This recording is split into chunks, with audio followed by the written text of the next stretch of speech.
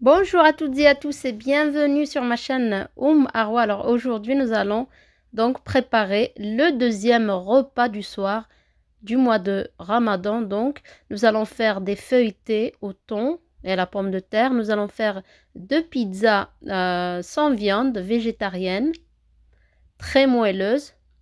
Nous allons préparer un tiramisu très rapide que vous pouvez faire 1 heure à l'avance. Et puis une soupe au poulet avec des légumes. Vraiment une soupe que vous allez aimer. Voilà, ce sera tout pour aujourd'hui. Après, vous posez les dates, évidemment, celle-là, si vous en faites. On pose des œufs durs aussi, c'est la tradition, avec du sel et du cumin. Alors, pour les mini croissants, il nous faut une boîte de thon, 2 pommes de terre pré-cuites donc dans l'eau bouillante, du sel, du poivre. On mélange tout et votre préparation est prête. Alors, vous pouvez faire des briques avec ça, des samoussas, des feuilles de, comment dire, des triangles, briouettes. Là, je rajoute du persil et je mélange. Alors, ici, on prend une pâte feuilletée du commerce. Elle est ovale, je ne sais pas pourquoi, au lieu d'être ronde. Vous prédécoupez selon la taille que vous souhaitez donner à vos croissants.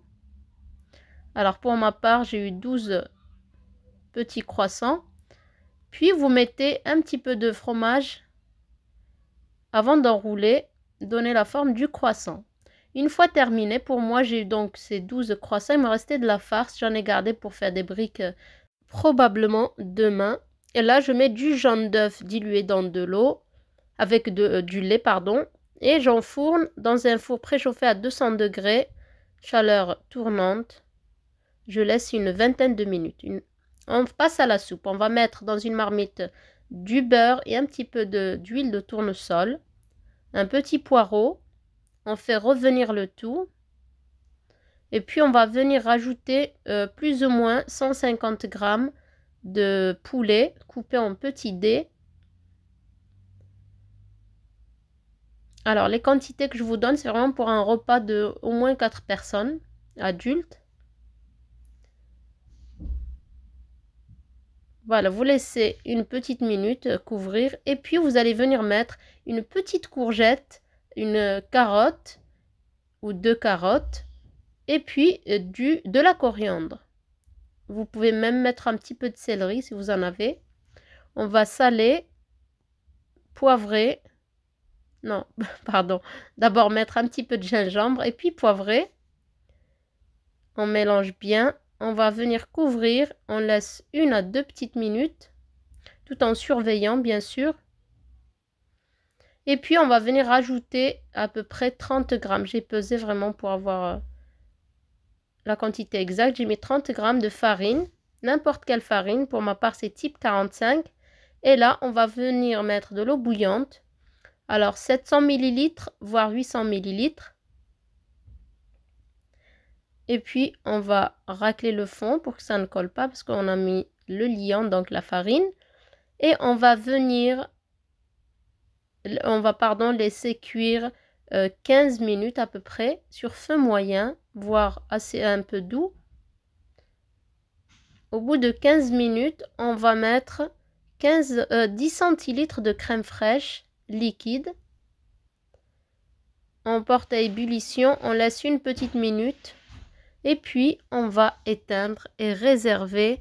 On va passer, notre soupe est vraiment très crémeuse et donc la quantité de farine c'est selon la consistance souhaitée. On va passer à la pizza, aux pizzas pour le coup parce que j'en ai fait 2.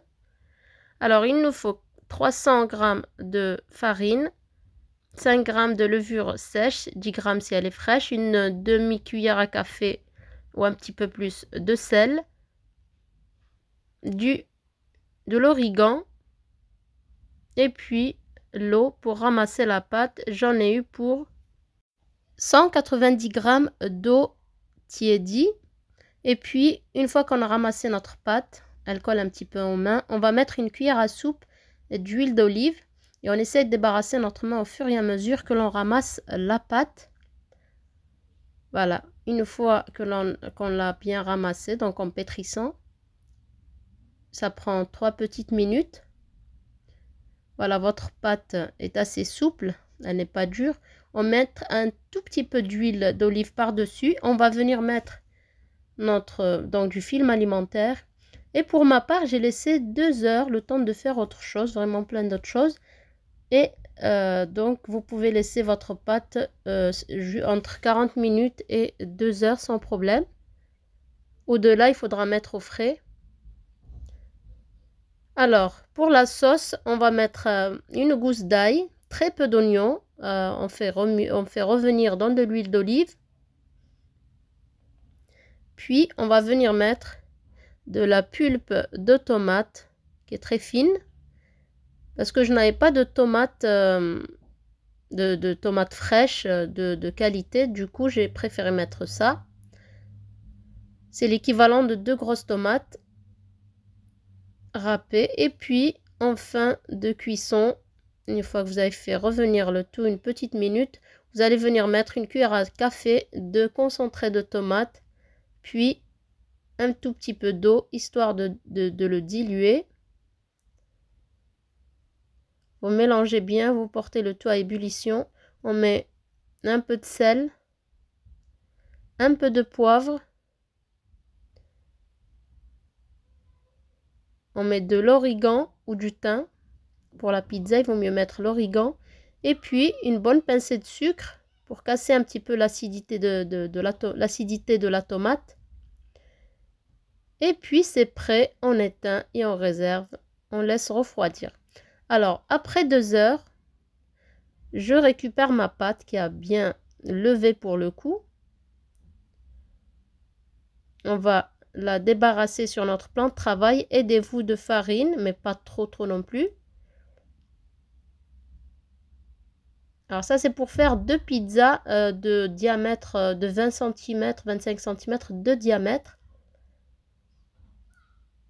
Donc, vous dégazez et puis vous allez venir diviser par 2 votre pâte. Et puis, façonner en boule que vous laissez une petite minute, juste histoire de pouvoir manipuler votre pâte. Alors, je voulais vous montrer ce que j'ai préparé juste avant de dégazer ma pâte à pizza. J'ai pris des aubergines que j'ai coupées très finement, quelques morceaux, quelques lamelles de poivron rouge et vert. Je mets du sel, de l'huile d'olive, j'ai quelques oignons, un peu d'oignons hachés, et puis des champignons frais si vous en avez. Et là, on revient à notre pâte. On va l'abaisser vraiment très finement parce que vous allez voir après cuisson, elle a une épaisseur normale.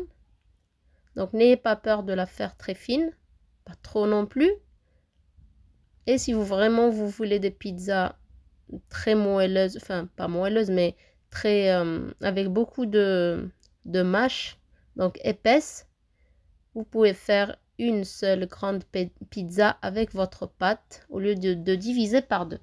Une fois que vous l'avez bien abaissé, vous allez prendre votre plaque à pizza ou alors une plaque normale à l'enfour.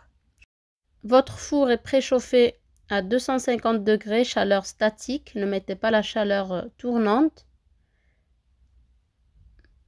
Alors ici, vous farinez un petit peu ou alors vous mettez du papier cuisson. Vous donnez la forme ronde à votre pizza. Vous prenez votre sauce tomate, vous divisez par 2. Vous étalez à la surface de votre pâte. Et puis, vous allez venir garnir.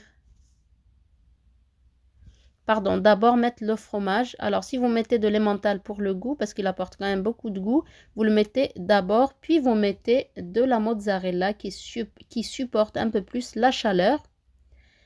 Et là, garnissez de vos légumes. Alors, il y en a, ils mettent d'abord les légumes, puis les fromages, les garnitures, puis les fromages. Alors, moi, je procède comme ça les légumes, ils ont vraiment le temps de bien cuire. Alors, vous mettez quelques oignons, quelques champignons, des petits morceaux. faut pas trop mettre de choses non plus. Vous mettez un bon filet d'huile d'olive, de l'origan et vous enfournez. Mettez vraiment au plus bas du four. Il n'y a pas besoin de mettre à mi-hauteur puisque ça va cuire d'un seul coup. Vous laissez cuire 12 à 15 minutes à surveiller. Votre four est très chaud. Et puis vous récupérez votre pizza et vous procédez de la même façon pour la deuxième pizza. Alors je la découpe encore chaude. Vous allez voir, elle est très moelleuse. Pourtant, je l'ai faite très fine.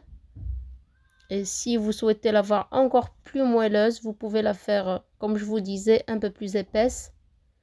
Et là, vous avez une belle pizza végétarienne maison. Voilà, nous allons passer donc à la réalisation maintenant du tiramisu rapide. Pourquoi rapide? Parce que ce n'est pas le vrai tiramisu. Et ensuite, parce qu'on peut le garder qu'une petite heure au frais avant de le servir. Alors du coup, il nous faut 400 ml de crème fraîche liquide à 30% de matière grasse pour que ça monte. Un demi-pot de mascarpone. 2 sachets de sucre vanillé ou alors de la vanille liquide. Vous allez fouetter le tout en rajoutant 40 à 50 g de sucre semoule très fin ou alors du sucre glace. Voilà, le pot de mascarpone, il y avait 250 g, donc divisé par 2, 125 g. J'ai mis. Votre crème, ne pas trop battre non plus, attention à la fin, à ne pas tourner, à ne pas, sinon ça risque de tourner au beurre, parce que c'est de la crème. Donc une fois que c'est assez ferme, vous arrêtez de battre. Puis dans un bol, vous allez faire un bon café que vous allez laisser refroidir ou alors ajouter de l'eau très froide. Vous mettez une couche, vous trempez vos boudoirs dans le café, vous les mettez tout au fond de votre plat. Vous garnissez de crème. Puis vous allez continuer ainsi de suite.